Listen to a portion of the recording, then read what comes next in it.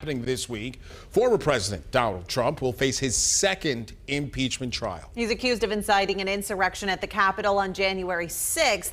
Anna Warnicki reports. Turns to Washington later today. Their week is going to look a lot different. They're going to have to put all other business on pause as they now shift gears and focus solely on the impeachment trial.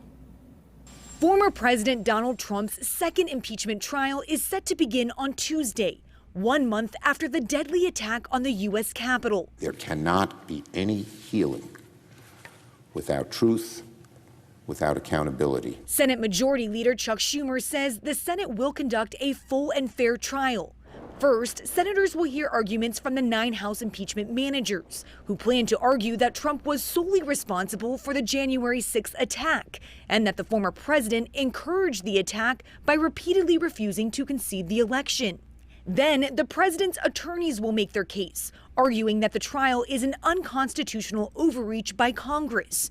In a memorandum released last week, Trump's legal team said that the former president did not incite rioters to attack the Capitol. They went on to say that the article of impeachment violates Trump's right to free speech. We're in Congress, we're not prosecutors. South Carolina Republican Lindsey Graham said on CBS Face the Nation that many senators have already made up their mind. I'm ready to move on. I'm ready to end the impeachment trial because I think it's blatantly unconstitutional. But others, like Pennsylvania Republican Pat Toomey, said on CNN's State of the Union that he's still on the fence. I'm going to listen to the arguments on both sides and make the decision that I think is right.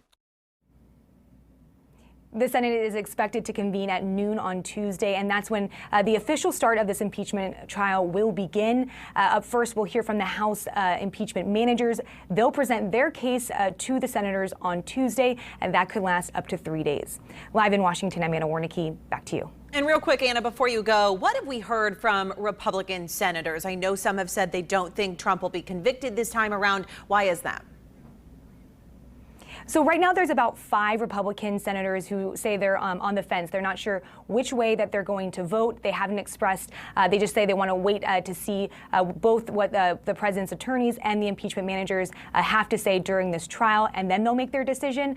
But in order to have a conviction, there needs to be 2/3 majority. So that means that 17 Republicans would have to join all 50 Democrats in order to convict Trump. And those 5 right now that are on the fence, it just doesn't meet that threshold, but we're just going to have to wait to see how this plays out.